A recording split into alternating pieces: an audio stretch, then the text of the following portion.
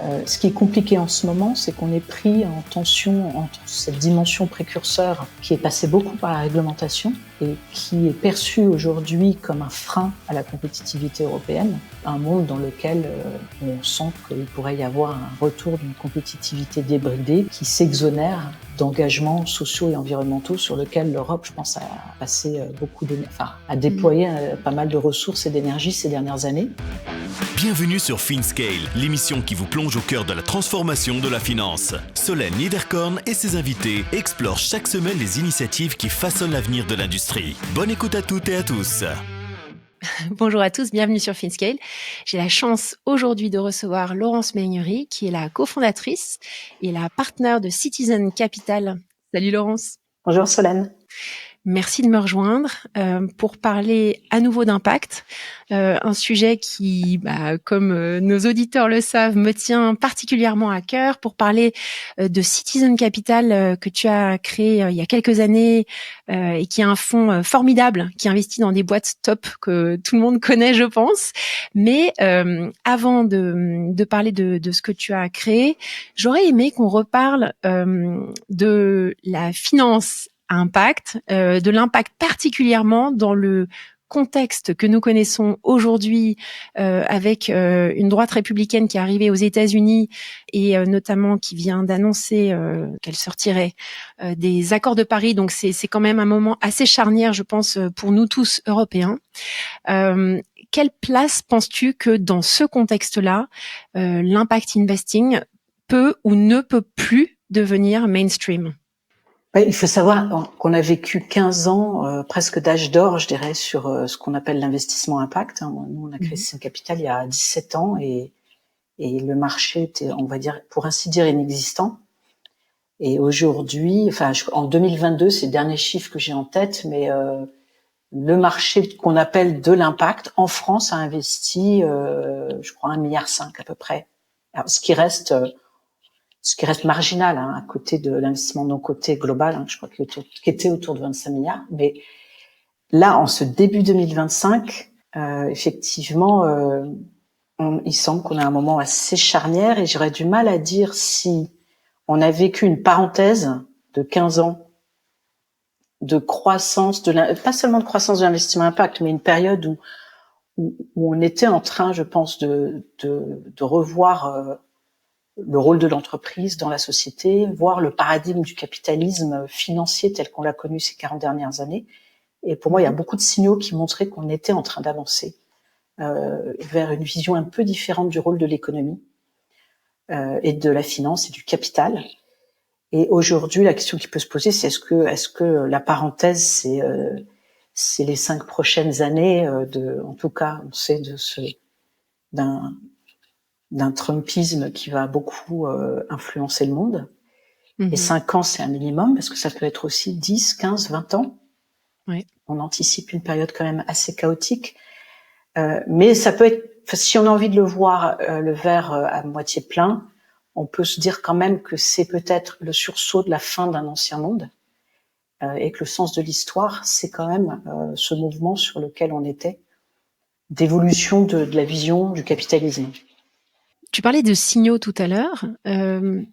C'est quel type de signaux qui, toi, t'interpellaient ces dernières années, te laissant penser que, justement, ça allait devenir un vrai game changer et basculer de cerise sur le gâteau à modèle au cœur de la finance? Ce que moi, je souhaite profondément.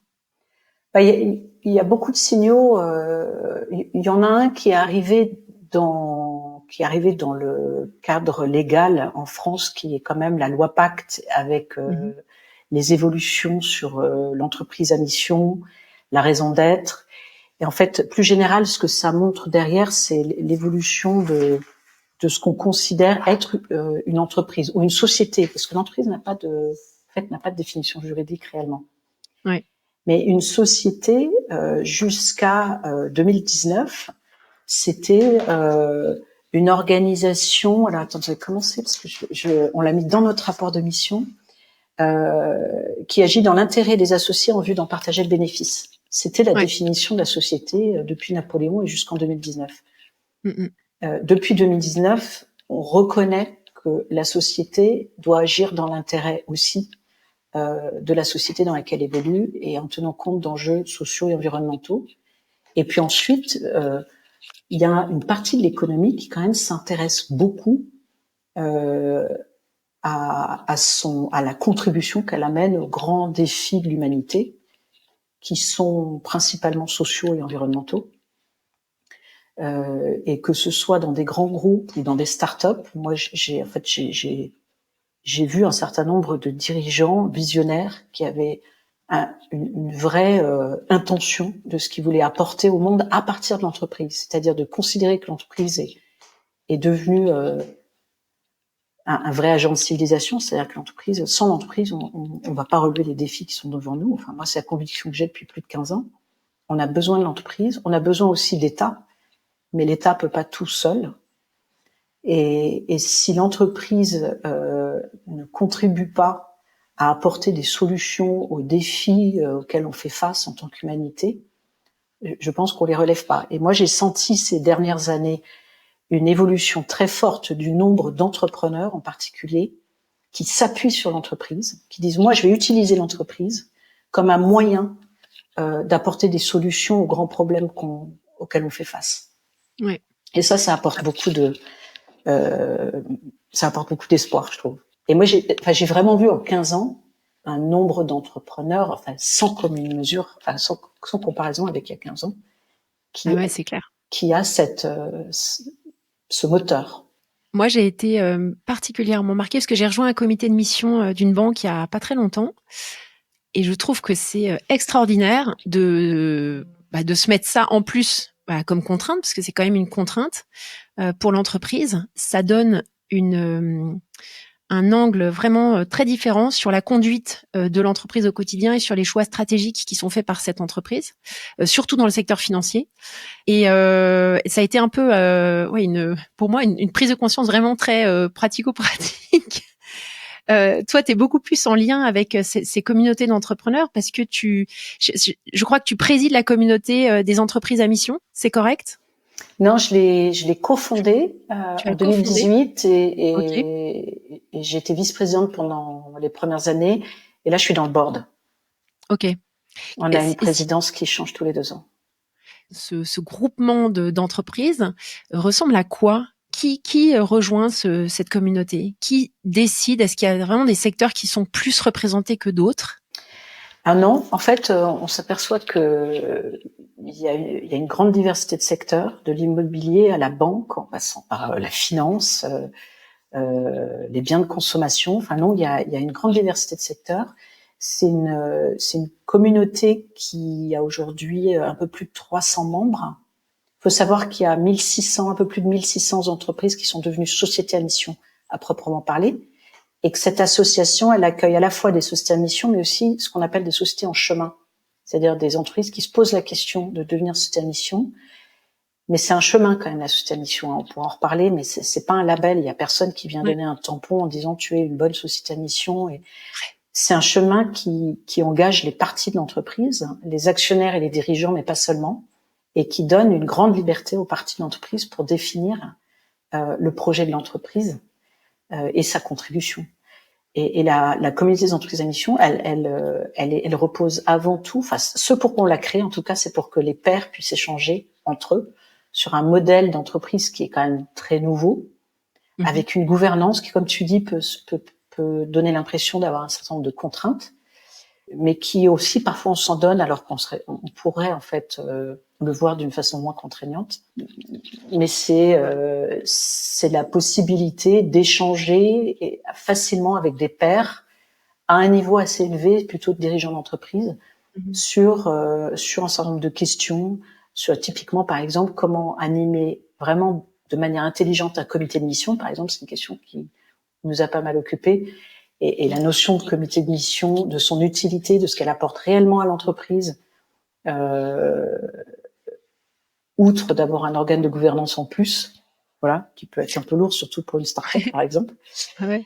Voilà, nous, on voit un certain nombre de start-up aujourd'hui qui ont un comité de mission. Alors, ça peut être 3, 4, 5 personnes, hein, pas forcément avec des personnes ressources qui sont intéressantes. Enfin, si vous avez, par exemple, des collectivités ou des ou des clients particuliers, avoir des représentants de ces parties dans votre comité qui challenge l'accomplissement de la mission d'un point de vue réflexion stratégique, c'est assez passionnant. Enfin, nous, en tout cas, c'est une gouvernance qu'on n'avait pas chez Citizen, et on la considère comme un comité stratégique un peu. Top. Alors, vu qu'on va parler un petit peu d'investissement, j'aimerais savoir un petit peu quel est ton son de cloche, parce que j'avais échangé avec Bertrand Badré et Laura Bollier sur les dividendes climat il y a quelques mois. Et la question se pose de savoir si on peut imaginer un monde où la performance d'un fonds n'est pas uniquement mesurée par le rendement financier, mais sur l'impact. Est-ce que toi, tu penses qu'on peut arriver à ce type de ratio, et est-ce que tu l'as déjà vu, et est-ce que ça fonctionne, est-ce que ça touche les investisseurs, notamment les investisseurs plus institutionnels?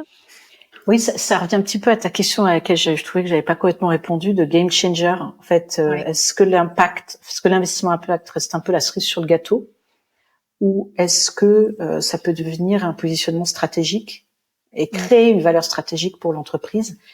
Et enfin, je ferai une réponse un peu en deux temps, mais je pense que l'impact est encore, en tout cas du point de vue des grands investisseurs institutionnels, par exemple des gens qui nous confient de l'argent à nous, est encore un petit peu une cerise sur le gâteau, dans le sens où on ne sait pas complètement donner de la valeur à l'impact, parce qu'on a une comptabilité qui est assise uniquement sur des indicateurs financiers.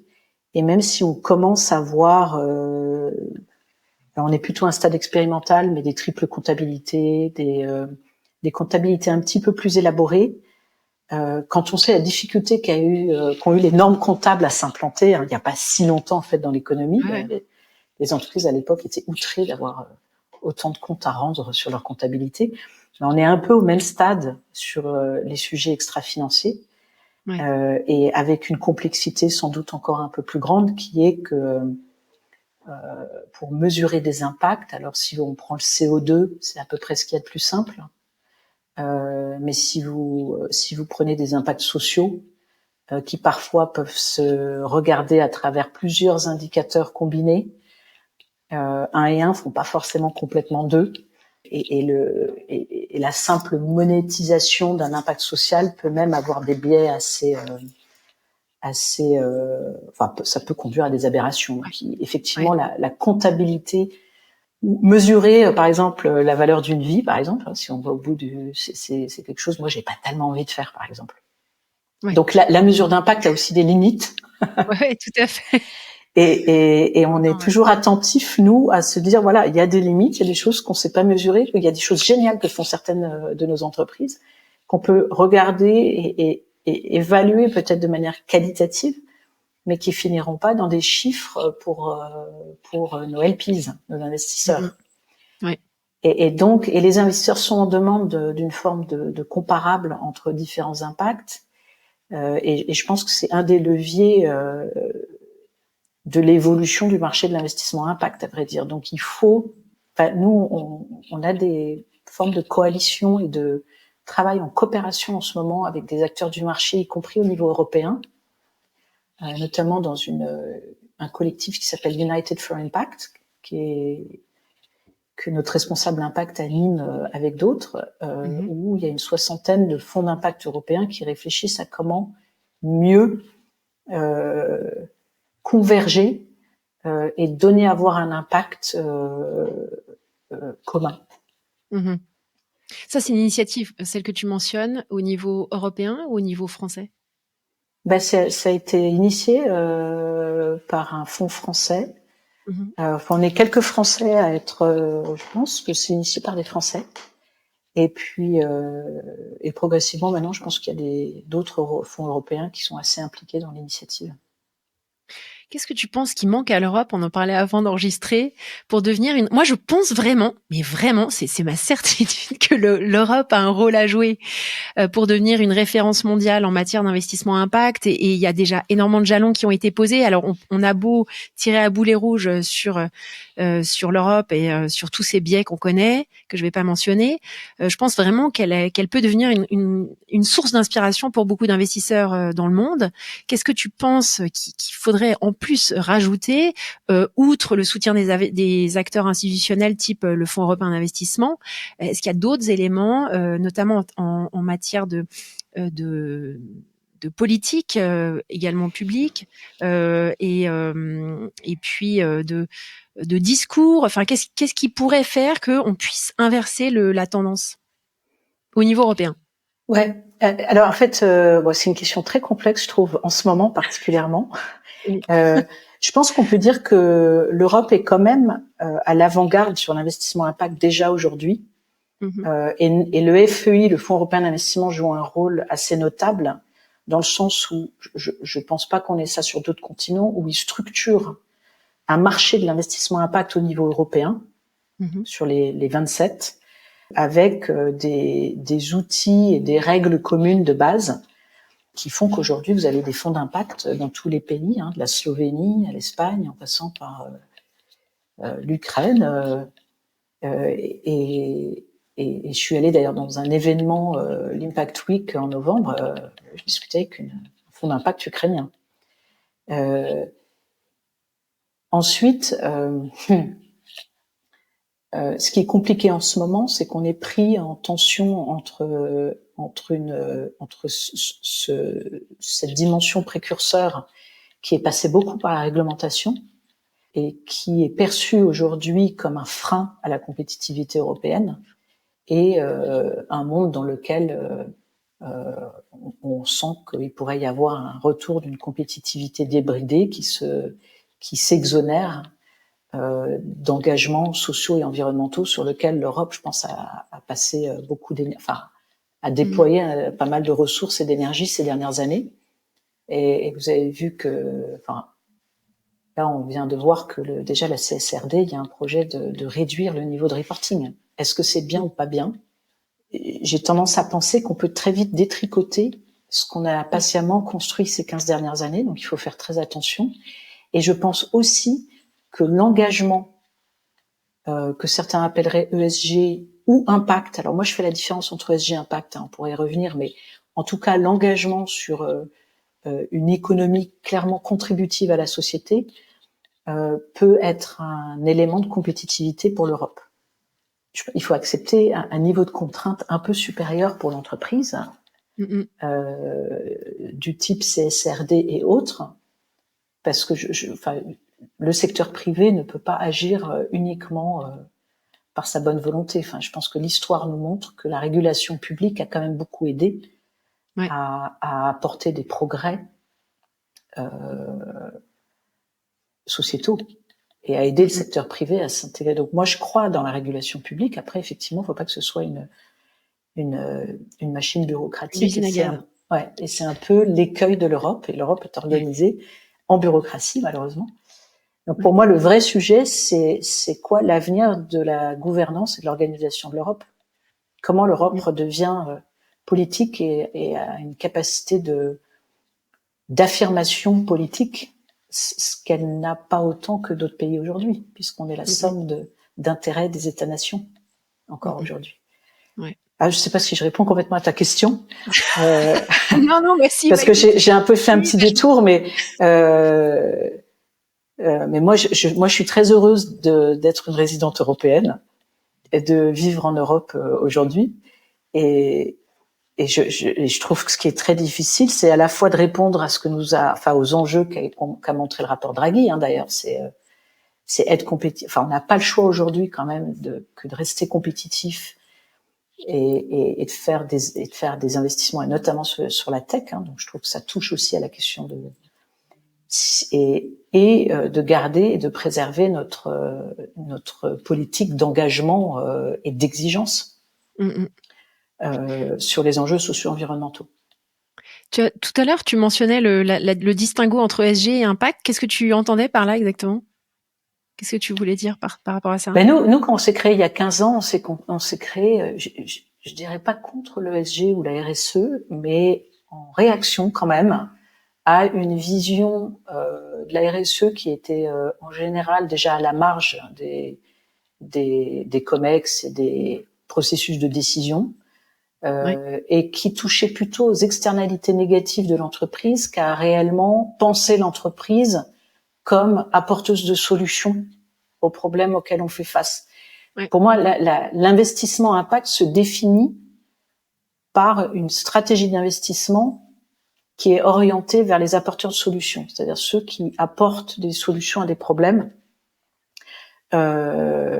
versus l'essentiel de l'économie, d'ailleurs, qui est dans la diminution, ce qui est d'ailleurs aussi. Alors, je dis pas que c'est moins important, parce que je pense qu'il y a un énorme gisement d'impact dans la diminution des externalités négatives.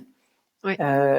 Mais nous, on investit dans les nouveaux entrants, en fait. On investit dans des nouveaux acteurs qui viennent avec des solutions, ce qu'on appelle les native mission, les mission native ou les impact native, versus l'économie entre guillemets traditionnelle, qui doit diminuer progressivement ces impacts négatifs.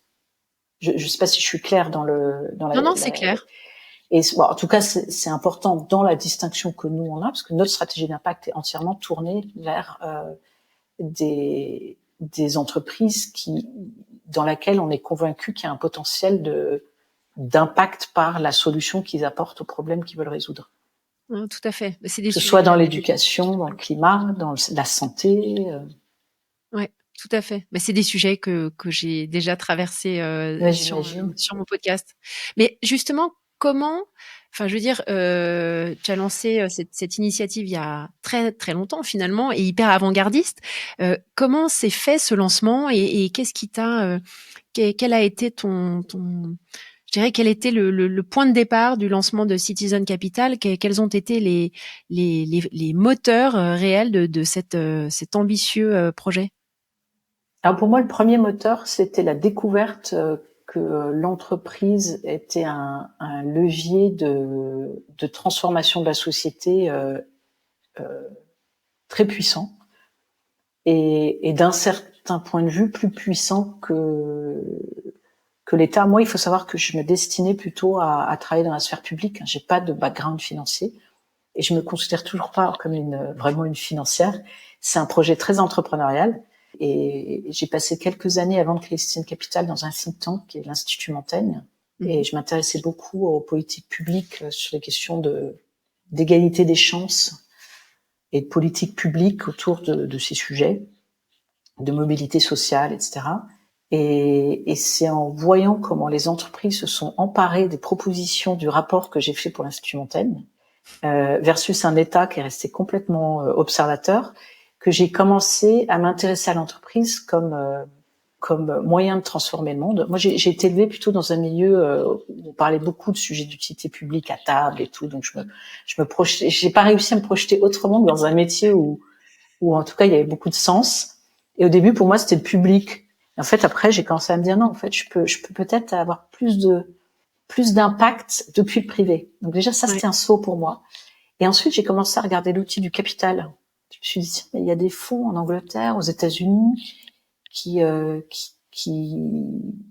ont des objectifs à la fois de rendement financier, parfois ambitieux, et d'impact social positif. Et je trouvais que l'outil du capital était un outil intéressant, mais vraiment, ça aurait pu être autre chose, mais il se trouve que je suis tombée à ce moment-là sur des projets qui utilisaient l'outil du capital pour transformer la société. Je me suis dit, non, ça, c'est un outil assez puissant, je vais creuser cette affaire. Et après, j'ai commencé à chercher un associé qui, lui, avait un track record dans le monde de l'investissement que je n'avais pas. Et j'ai croisé le chemin de Pierre-Olivier Barène, avec qui je suis toujours associée aujourd'hui, et qui, lui, avait passé une dizaine d'années chez Bridgepoint, qui est devenu un gros fonds européen. Oui, tout à fait. Et on est venu avec une proposition de valeur. On est venu voir nos premiers investisseurs, donc on était en 2008, quelques mois avant la chute de Lehman Brothers, avec cette proposition qui est d'avoir une démarche de private equity professionnelle qui s'intéresse à des projets qui ont un impact tangible sur la société. On était avec un tropisme assez social au départ, d'ailleurs, plus social qu'environnemental.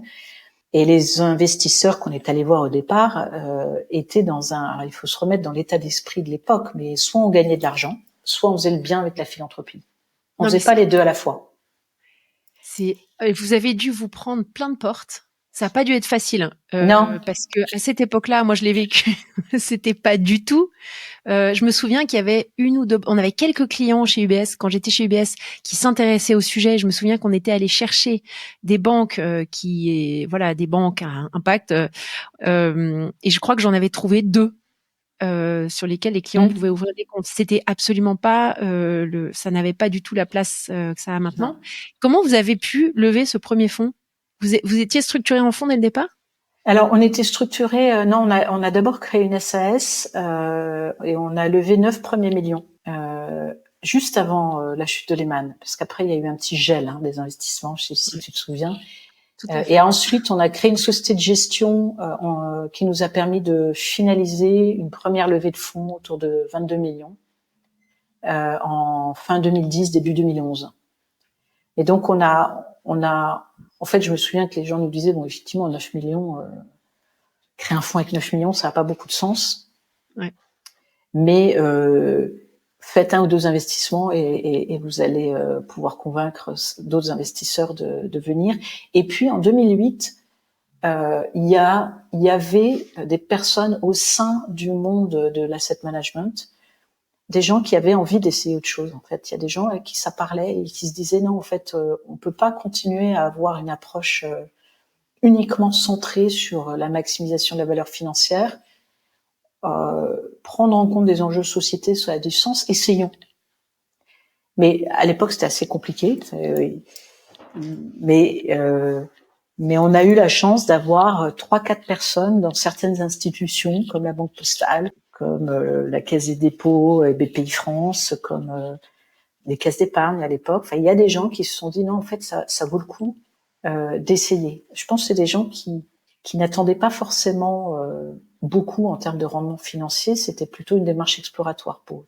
Ouais. Ce qu'ils ne savaient pas, c'est que nous, on allait passer les 10 années d'après à leur montrer que c'était possible de leur rendre de l'argent. Ouais. Sur un projet comme celui-là. Et c'est ça, pour moi, qui fait qu'on crée un marché ou pas, d'ailleurs. Ouais. Mais ça n'a pas dû être facile à déployer au départ, parce que Non. en plus il y avait, c'était très, enfin, pour avoir creusé le sujet quand même avec des invités, par exemple Charles Egli qui a créé United. Quand on parlait à Charles au moment où ils ont lancé United, il y avait, je crois qu'il y a Xavier Niel et quelques investisseurs qui ont cru en eux, mais c'était le tout début. Il n'y avait pas du tout cet écosystème et encore moins dans l'impact. Donc, comment est-ce que vous avez déployé le capital? Quel type de boîte quel type de boîte vous investissiez? Alors, je confirme, c'était un tout petit marché. En fait, on a grandi avec le marché, parce qu'il était minuscule au départ. Et on avait une double thèse d'investissement au départ, qui était d'investir, d'avoir un impact soit par le profil du dirigeant. Donc, on était dans cette approche de mobilité sociale, et que les dirigeants qui développent de l'emploi dans des zones défavorisées, qui sont autodidactes, qui sont issus des minorités, c'est pas si simple pour eux de développer une boîte. Ils ont pas les mêmes cartes en main, et c'était de leur donner ces cartes. Et donc une approche en fait qui commence à retrouver un peu d'intérêt aujourd'hui. D'ailleurs, je constate. Abordé d'ailleurs je fais une petite parenthèse avec un invité top qui est Pierre-Éric Lebovici au sujet du fonds Team 4, c'est ça. Team 4, qui sont en train de lever chez Daphne. Exactement, tout à fait. Et ben c'était une démarche assez similaire. Et l'autre thèse était d'avoir un impact dans le projet de l'entreprise. Ouais. Et donc nos premiers investissements, c'était un groupe, par exemple, de restaurants sushi en franchise avec 2 profils de frères autodidactes. On a investi dans un distributeur bio à Rungis. On a investi dans la Camif avec ce premier fonds. Là, avec une thèse d'impact dans le projet de l'entreprise, pour le coup, et on a investi dans une très belle entreprise qui s'est très très bien développée dans tout ce qui c'était les débuts de la vidéoconférence, avec une approche, on va dire professionnelle, avec un dirigeant antillais qui avait son siège aux Antilles, mais qui s'est développé beaucoup dans les beaux quartiers parisiens en réalité. Et ça, c'est les premiers investissements qu'on a fait. Et on a dû faire une petite dizaine d'investissements, et peut-être on en a fait 3 ou 4 sur la thèse qu'on a finalement conservée dans la durée, qui est qu'il nous semblait que c'était plus simple que le projet soit réellement, enfin que l'impact soit dans le projet de l'entreprise. C'est-à-dire que la thèse d'impact, quand elle repose uniquement sur une personne, en fait, sur un dirigeant ou 2 dirigeants, elle peut être assez fragile à plein de niveaux. Mmh. Et puis c'était très loin de la culture française. Les gens ne comprenaient pas qu'on discrimine des polytechniciens pour des autodidactes. Enfin, on avait vraiment des remarques de gens. Et moi, ma mère est américaine, donc c'est vrai que j'ai moins que certains Français ce prisme, effectivement. Et moi, je trouve très intéressant en fait la notion de affirmative action, enfin d'aller là où les choses se font moins naturellement. Mmh mh. Et donc Mais enfin, quand j'imagine ce que ça a dû être au départ, déjà, être un petit peu seul, dans cet écosystème, de capital risque, seul dans l'impact et aussi avec donc, un petit écosystème et peu de boîtes à financer finalement, vous avez dû mais batailler aussi pour vous faire connaître. Maintenant vous êtes, complètement incontournable. Si tu as quelques, je dirais quelques leçons que tu retires. J'aime bien toujours passer un peu de temps pour des entrepreneurs qui ont vécu comme ça des longues aventures entrepreneuriales. Est-ce que tu as des leçons que tu gardes et que tu transmets, notamment dans les boîtes que tu finances maintenant? Enfin, même s'ils vont pas t'attendre pour avoir des leçons, mais alors il y en a une, mais qui est plutôt pour les jeunes étudiants, je dirais, qui se posent la question de ce qu'ils veulent faire plus tard. Je trouve qu'il faut jamais se fermer les portes. C'est-à-dire, moi, jamais j'aurais pensé atterrir dans la finance. C'était l'endroit le plus éloigné. Et d'ailleurs, si je devais me faire recruter dans mon propre fonds, jamais on me recruterait. Et je trouve que, enfin, je trouve qu'il faut jamais se fermer de porte et que le sens de l'entrepreneuriat et la passion peuvent mener à des endroits où on n'imagine ouais. pas arriver. Ensuite, vis-à-vis des entrepreneurs, des enseignements ou vis-à-vis des fonds d'impact qui se créent aujourd'hui. Bah les deux, allons-y. Moi, je me permettrais d'en rajouter un si tu l'as pas rajouté. Non, mais je suis pas tellement, en fait, je donne pas tellement de leçons comme ça parce que moi j'ai l'impression de continuer à apprendre tous les jours. Mais en fait, l'autre enseignement que j'ai et que je trouve toujours complexe, c'est la question de la vision. Mmh. Et en fait, un entrepreneur en fait, les plus belles histoires d'investissement qu'on a faites, que ce soit du point de vue de l'impact comme du point de vue financier ou économique, c'est quand même en général avec des gens assez visionnaires qui savent pourquoi ils sont là et qui ont une idée assez claire de l'impact qu'ils veulent avoir avec leur boîte. Open Classrooms, par exemple, est un très bel exemple. Et c'était pas gagné. En fait, on les a beaucoup challengés sur qui est-ce que vous formez vraiment? Est-ce que c'est vraiment le bas de la pyramide? Est-ce que c'est vraiment les gens qui ont vraiment le plus besoin d'être formés? Parce que Open Classrooms forme au métier du numérique au sens large. Et il se trouve que leur mission, c'est de rendre l'éducation accessible partout. Et qui nous ont vraiment convaincus qu'en fait, ils avaient une pédagogie qui était en fait axée sur le fait que tu peux rentrer dans les premières briques de formation chez eux sans aucun prérequis d'éducation. Et ça, on l'a vérifié jusque dans les commentaires des étudiants. Hein. Ouais. Et effectivement, ils ont articulé le modèle économique de Open Classroom vraiment sur l'accessibilité à des personnes peu qualifiées, mal qualifiées, qui avaient des vrais besoins de reformation, ou de formation ou de reformation, pour entrer sur le marché du travail et s'épanouir professionnellement. Et en fait, c'est ce qui a fait le succès de leur modèle économique, parce que Open Classroom, pour ceux qui ne le savent pas, quand on a investi, ils étaient 30 en 2016 et ils étaient 500 3-4 ans plus tard. Ouais. Et donc pour moi, l'enseignement que je vois, c'est effectivement la vision créer des très belles entreprises, en fait. Ouais. Quelle que soit Et donc c'est important d'être visionnaire et de rester accroché à... On peut se perdre dans des startups. en répondant Ouais. aux besoins du client. Non, c'est clair. Ouais. Tiens, un tel, il veut ça, ben on va changer le produit pour qu'il puisse faire ça. Open Classroom a toujours résisté à ça, parce qu'ils étaient convaincus ils étaient sur un vrai marché profond. Et donc, ils ont jamais répondu au souhait de Total de former ses cadres, qui était sans doute une belle vente possible, mais ils l'ont pas faite. Ils sont restés sur des produits sur étagère pour les gens qui avaient besoin de revenir sur le marché de l'emploi avec une formation. Tu en as un troisième? Ouais, mais moi je pensais la patience. La patience, c'est-à-dire la vision, oui, mais la patience, faire preuve de patience, aimer le temps long pour entreprendre. Quand je vois, alors je mentionnais United, c'est marrant parce que je l'ai mentionné il y a un mois à mes étudiants en les citant comme exemple, en disant c'est incroyable ces boîtes, comme les entrepreneurs sont patients. Donc là, ils ont annoncé leur IPO il y a pas très longtemps, mais quand on voit quand ils ont été créés, et en fait, il s'est passé vraiment une vie complète à l'échelle génération. c'est extraordinaire. Et en ce qui concerne Citizen Capital, c'est pareil. Moi, je trouve ça fabuleux d'avoir tenu toutes ces années et d'avoir maintenu le cap, de poursuivre chaque jour, mettre chaque jour son cœur à l'ouvrage pour avancer avec cette vision forte. C'est top. Bravo, Laurence. Ouais, bah, c'est la même chose que les entrepreneurs, en fait. C'est garder des convictions fortes qui font le modèle de l'entreprise et, in fine, la valeur de la marque aussi. Merci infiniment, Laurence. Écoute, je crois qu'on a couvert un scope très large de questions.